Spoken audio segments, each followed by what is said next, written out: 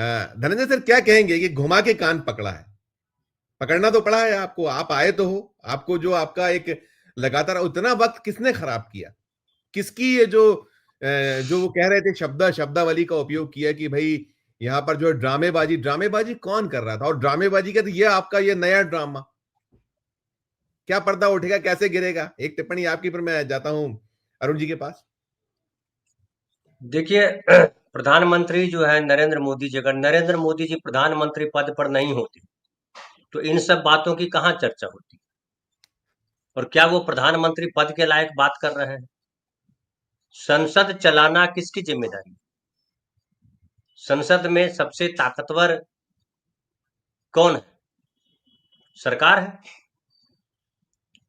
लेकिन सरकार जो है वो सारे सत्ता तंत्र के साथ जो है विपक्ष पे हमलावर हो जाए, विपक्ष को विलेन साबित करने में लग जाए, विपक्ष को राष्ट्रद्रोही बता दे और कहे कि वो ड्रामा कर रहा है। तो ड्रामा अगर विपक्ष कर रहा है तो आप क्या कर रहे हो? आप कौन सा संगीत सुना रहे हो? ये 11 सालों में क्या सुनाया आपने? झूठ के अलावा क्या बोला है आपने? अनगिनत झूठ बोले हैं, संसद से लेकर के अमेरिका तक जाकर के झूठ बोला। झूठ के अलावा बोला क्या है? और जो बोला है फिर वो भगवान का मंदिर बनाया, वो भी झूठ पे बनाया, प्रपंच पे बनाया। तो देखिए, पहली बार तो हंगामा नहीं हो रहा, अभी नया नैरेटिव चल रहा है। संसद को चलाने में प्रति घंटे इतना करोड़ रुपया खर्च होता है। कल शुरू हुआ क्या? कल संसद चलना शुरू हुई है। इसके पहले संसद नहीं चल रही थी। पहले महान प्रधानमंत्री आए। धरती पे ऐसा हिंदुस्तान में कोई प्रधानमंत्री नहीं आया था। 11 साल से ही देश चल रहा है। 11 साल से पहले क्या चल रहा था? संसद में बहस नहीं हो रही थी। संसद नहीं थी तब, सांसद नहीं होते थे, जीत नहीं होती थी। अगर ये राजीव गांधी वाली जीत इनको मिल जाती तब क्या करते ये? इनको बहुमत नहीं मिला तब तो कह रहे हैं विपक्ष को ड्रामा कर रहा है। बहुमत अगर 400 पार, जो राजीव गांधी को 415 या 16 सीटें मिली थी, उतनी सीटें आ जाती तब क्या करते ये? अंदाजा लगाइए। अहंकार से इतने भरे हुए, मूर्खता में आकंठ डूबे हुए और उनके भक्त जो है उसमें इजाफा कर देते हैं। बोला वाह वाह वाह वाह क्या बोला। वो ठीक वैसे ही लगता है कि जैसे ले गए थे उनको, जो डाली पे बैठ के काट रहे थे उनको, आपके प्रदेश की कथा है। और कहा था कि वाह वाह वाह क्या बोला उन्होंने। उन्होंने तो सोचा कि तुम मेरी एक आंख फोड़ोगे, मैं तुम्हारी दोनों आंख फोड़ दूंगा। तो ये बड़ी दुर्भाग्यपूर्ण स्थिति है, विडंबनापूर्ण स्थिति है, और हमारे भारतीय लोकतंत्र के लिए बेहद खराब दिन है। संसद में बहस जो है, विपक्ष जो है अपनी बात रखता है। अब एक वंदे मातरम ले लीजिए, छोड़िए बाकी सारी चीजें। वंदे मातरम को आज बहस का मुद्दा किसने बना दिया? इन्होंने ही बनाया। और अब कह रहे हैं कि हाँ हम 10 घंटा बहस करेंगे। 10 घंटा बहस करके क्या कहेंगे ये कहेंगे कि जो है पूरा वंदे मातरम जो है वो नहीं लाया गया, वो नेहरू खिलाफ थे उसके, बड़ी जबरदस्ती तरीके से लाया गया, नेहरू तो नहीं चाहते थे आए, यही नैरेटिव बनाएंगे ये संसद में बैठ। और इनका जो अनुराग ठाकुर है, संबित पात्रा है, निशिकांत दुबे हैं, ये तमाम लोग हो करेंगे। यही संसद है। लेकिन अब जो ये पूरे देश में कहते चल रहे थे कि हमारी वजह से नीतीश जी हैं, नीतीश कुमार को हमने बनाया है, अब तो कहना पड़ेगा कि नीतीश कुमार की वजह से आपकी सरकार चल रही है। नीतीश कुमार नायडू दोनों निकल लेंगे तो आपकी सरकार तो गिर जाएगी औंधे मुंह। फिर ड्रामा कौन करेगा? तो अब क्या कहा जाए, प्रधानमंत्री की बातों पे जो है अफसोस होता है, और बचकानी बातें इसको कहते हैं। वो राहुल गांधी को बचकाना साबित करने में जुटे हुए हैं। लेकिन बच्चा भी बोलते समय डरेगा कि क्या बात कर रहे हैं। उनको अभी सुनना चाहिए जो आज तेजस्वी ने बिहार विधानसभा में अभिनंदन करते हुए विधानसभा अध्यक्ष का बोला, उनको सुनना चाहिए। और इनको क्या सुनना चाहिए जो कहलाते हैं क्या, संघ विचारक, किताब लिखी है, ग्रंथ लिखा है उन्होंने, है ना, सांसद हैं लोक राज्यसभा के, महान, हमारे बेगूसराय के हैं, बिहार के ही है, राकेश सिन्हा जी। उनको क्या वो भाषा वो बोल पाएंगे जो तेजस्वी ने बोला? 2.5 मिनट में जो तेजस्वी ने बोला है, अद्भुत बोला है। सत्ता मिले ना मिले दूसरी बात, सत्ता जो है 400 साल उसने, 150 साल उसने, फलाना, लेकिन जो 2 साल भी अगर बढ़िया तरीके से शासन किया, शेरशाह की तारीफ होती है पूरी दुनिया में, शेरशाह को झुटला दोगे क्या? मुगल को मार के भगाया था उसने, भगाया था। आपके कोई राजा ने नहीं मुगलों को मार के भगाया। शेरशाह के नाम है ये, कि शेरशाह ने हुमायूं को मार के भगा दिया, देश छोड़ के भाग गया वो, और वो जो है सासाराम को देश की राजधानी बनाया। गीत गाते रहते हैं, झूठ मूठ का, न इतिहास पता है, न भूगोल पता है, न संस्कृत पता है, न अंग्रेजी पता है, न हिंदी पता है, बोले जा रहे हैं कुछ भी। क्या कहेंगे धनंजय सर, ये जो है तो सही, दबाव तो है कहीं ना कहीं, ये तो है 240 का भय तो है ही, ये फिलहाल में आज आपके आगे जो प्लान्स हैं, आप जो जिस तरीके से कोशिश कर सकते हो कोशिश कर रहे हो, लेकिन विपक्ष ने जो एक अख्तियार कर रखा है रवैया, वो कहीं डराता है, भयभीत तो करता है, ऐसा कहीं ध्वनित होता है ये भी। देखो जो कह रहे हैं सिंधिया, ऐसा नहीं है कि बिना मोदी शाह के आप कोई किसी की हस्ती नहीं क्योंकि कह जाए, कुछ ना कुछ तो है। क्या कहेंगे? देखिए, हमारे गांव में अभी जो बड़े भाई अरुण दीक्षित जी बोल रहे थे, हमारे गांव में एक कहावत है भाई साहब, आपने सुनी होगी, आप भी तो उत्तर प्रदेश से हैं।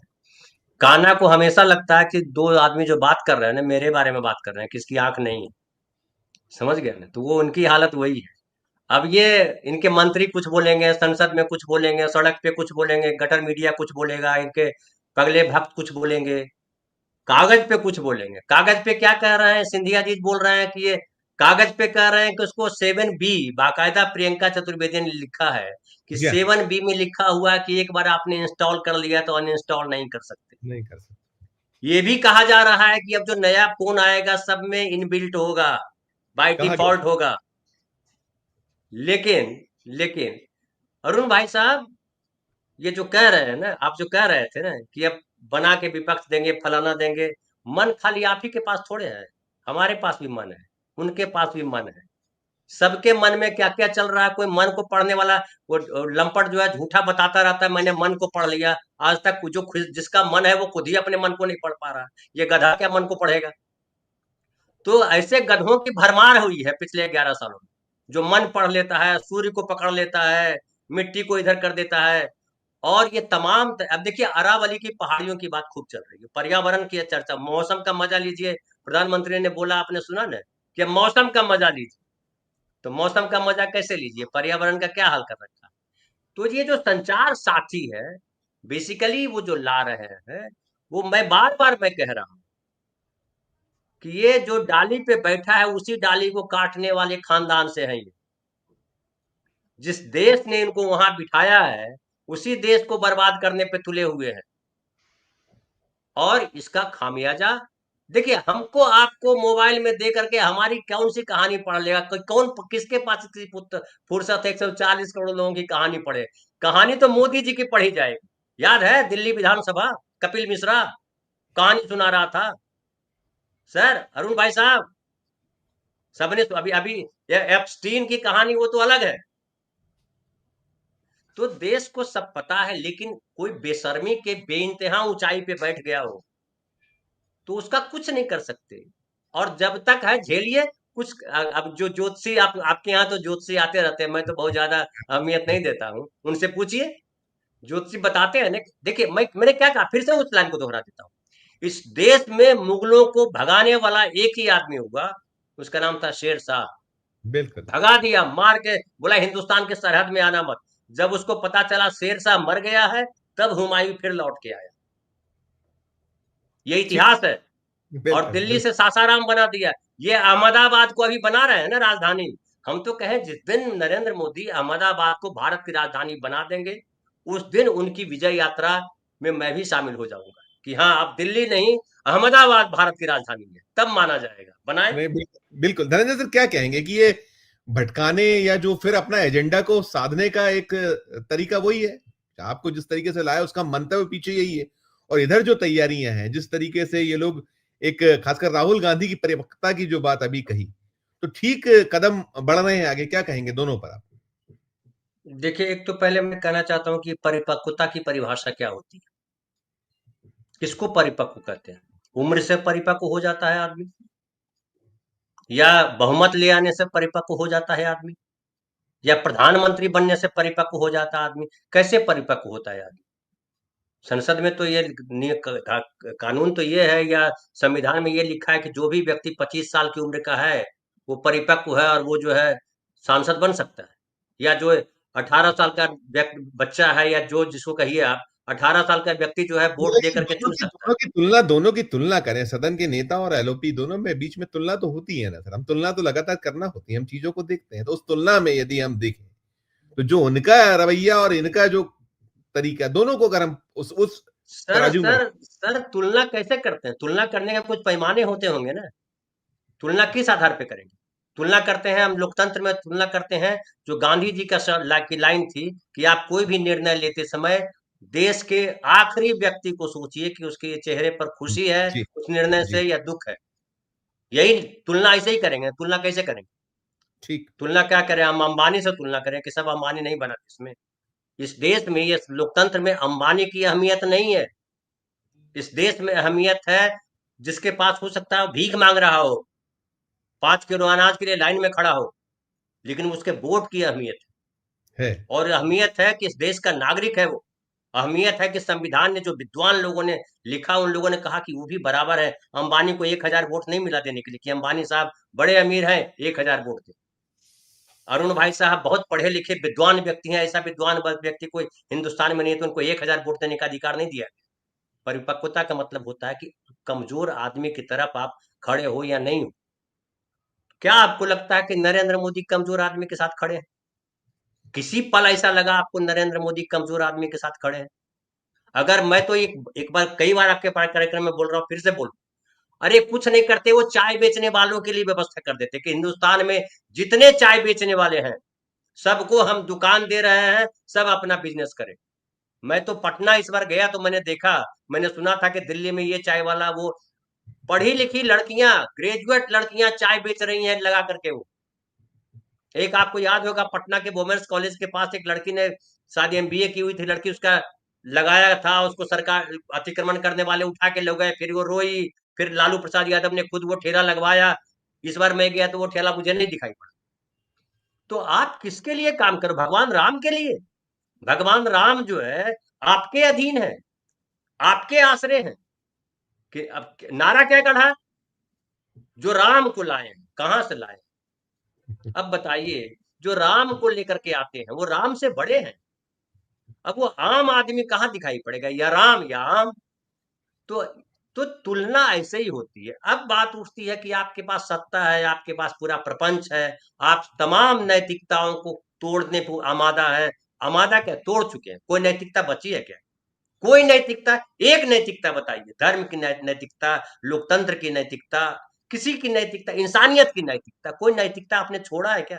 है? उपनिषद की कहानियां, दो चार कहानियां भी अगर पढ़िए। आप बड़े धर्म की बात करते हैं। अभी मैं देख रहा हूं कि वहां उत्तर प्रदेश में किसी लड़के ने वेद की कुछ ऋचाएं याद कर ली, इतनी हजार ऋचाएं याद कर ली। ये अद्भुत व्यक्ति है। तो जिसने लिखा वो कौन होगा? याद कर लेने वाला अद्भुत हो गया, तो जिसने लिखा वो कौन था? तो उनको माथे पे बिठाना चाहिए था ना, जो ऋचाएं लिखी जिन्होंने, जिन ऋषियों ने।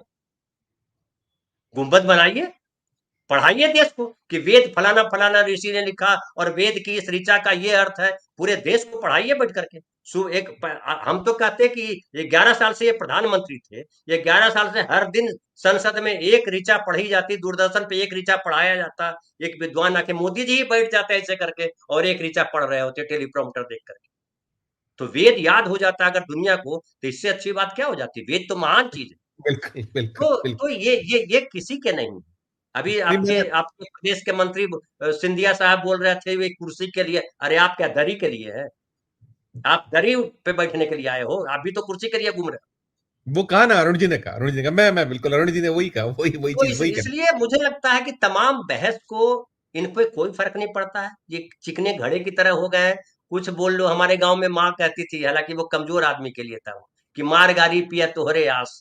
पत्नी के लिए था कि पत्नी के लिए बेचारे क्या है, मारो चाहे गलियाओ, पति जो करे वो। इनके लिए क्या है कि तुमको जो बोलना है बोलो, हमको सत्ता आ गई हाथ में, हम जो चाहे करेंगे।